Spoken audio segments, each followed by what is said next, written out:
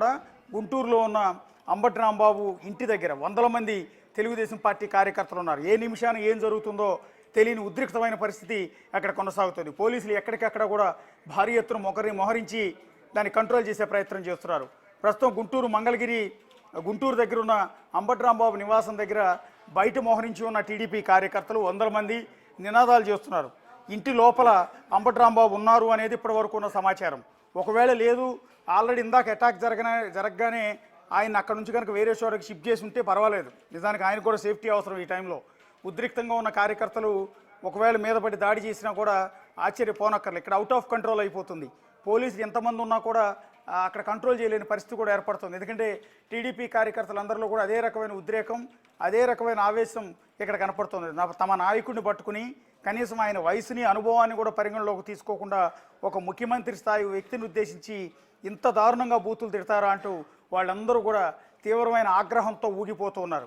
Even ఇప్పటికిప్పుడు కనుక పొరపాటున అంబటి రాంబాబు ఇంటి లోపల వాళ్ళకి గనక దొరికితే ఏం జరిగిపోతుంది అనేది ఊహించలేనంత భయంకరంగా ఉంది.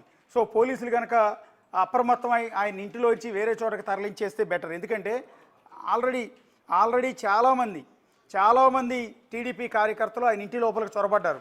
ఇంటి ముందు ఉన్న వైఎస్ఆర్ కాంగ్రెస్ పార్టీ నేతలకు సంబంధించిన కార్లన్నీ ధ్వంసం చేశారు. పని పక్కింటి వాళ్ళు ఇంటి ముందు పెట్టున్న కార్లు కూడా ధ్వంసం చేశారు. అది అంబటి రాంబాబుకు సంబంధం లేకపోయినా అంబటి రాంబాబు ఇంటి లోపల ఉన్న కార్లు ధ్వంసం చేశారు. ఇంటి లోపల హాల్లో మొత్తం ఫర్నిచర్ అంతా ధ్వంసం చేశారు. సో ఇంత పరిణామాలు జరిగిన నేపథ్యంలో ఒకవేళ ఇంటి వెనక నుంచి ఏమైనా అంబటి రాంబాబు సురక్షితమైన ప్రదేశానికి వెళ్ళిపోయారా?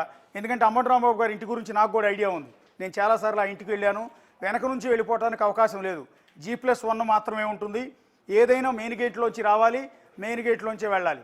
ఒకవేళ ఇందాక ప్రెస్ మీట్ పెట్టింది కూడా రోడ్డు మీద పెట్టారు. ఆయన ఇంటి ముందున్న బృందావన్ గార్డెన్స్లో ఆయన ఇల్లు ఉంటుంది.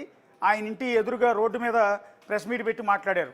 సో ప్రెస్ మీట్ అయిన వెంటనే ఆయన ఒకవేళ అక్కడ నుంచి వేరే చోటకి ఏమైనా వైఎస్ఆర్ కాంగ్రెస్ పార్టీ నేతలు తీసుకెళ్ళిపోయి ఉంటే బెటరే ఇప్పుడున్న సిచ్యువేషన్లో.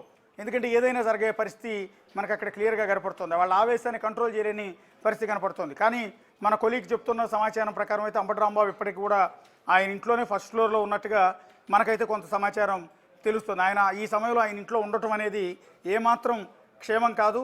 సో పోలీసులు అప్రమత్తంగా ఇమ్మీడియట్గా ఆయన వేరే చోటకి తరలిస్తే బాగుంటుంది అనేది ఒక సలహా. రెండోది, ఇప్పుడు ఇంకా ఉద్రిక్త పరిస్థితి. ఇప్పటికీ వందల మంది కార్యకర్తలు బయట మోహరించి ఉన్నారు. ఒకసారి టీడీపీ కార్యకర్తల ఆవేశాన్ని మీరు ఒకసారి చూడండి.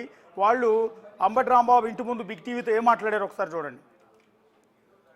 రాంబాబు ఈరోజు ఒక ఆంబోతు పిచ్చి కుక్క రాంబాబు, ఈరోజు మా నాయకుడు మంచితనం వల్ల నువ్వు ఈ రోడ్ల మీద తిరుగుతున్నావు. నువ్వు గుర్తుపెట్టుకో, కొజ్జా మా నాయకుడు ఆదేశిస్తే రేపటి నుంచి నువ్వు రోడ్ల మీదకి వస్తే తరిమి కొడతారు కూటమి నాయకులు. కూటమి కార్యకర్తలు సిద్ధంగా ఉన్నారు, నిన్ను తరిమి కొడతారు. ఈరోజు కేవలం మా నాయకుడి గొప్పతనం వల్ల నువ్వు తిరుగుతున్నావు, గుర్తుపెట్టుకో. నా కొడకను రా బయటికి. ఏదైతే ఆడవాన్ని కించపరిచే పార్టీ వైసీపీ పార్టీ, ఆ పార్టీ నాయకుడు వైసీపీ పార్టీ నాయకుడు తల్లిని గంటేశాడు. ఈ నాయకులేమో ఇతరుల తల్లిని చేసి మాట్లాడతారు, తగ్గు చేసి మాట్లాడతారు. సమాజంలో ప్రతి ఒక్క తల్లి మన తల్లిలాగా భావించాలి. ఆ విధంగా ఉండే ఈ సమాజంలో చంద్రబాబు నాయుడు గారిని, సాక్షాత్తు నారా చంద్రబాబు గారికి తల్లిని తిట్టి మాట్లాడాడు అంబటి రాంబాబు. ఏదైతే అతను మాట్లాడిన తప్పుకి అతని నాలుకని చీర్చినా కూడా తప్పు లేదు.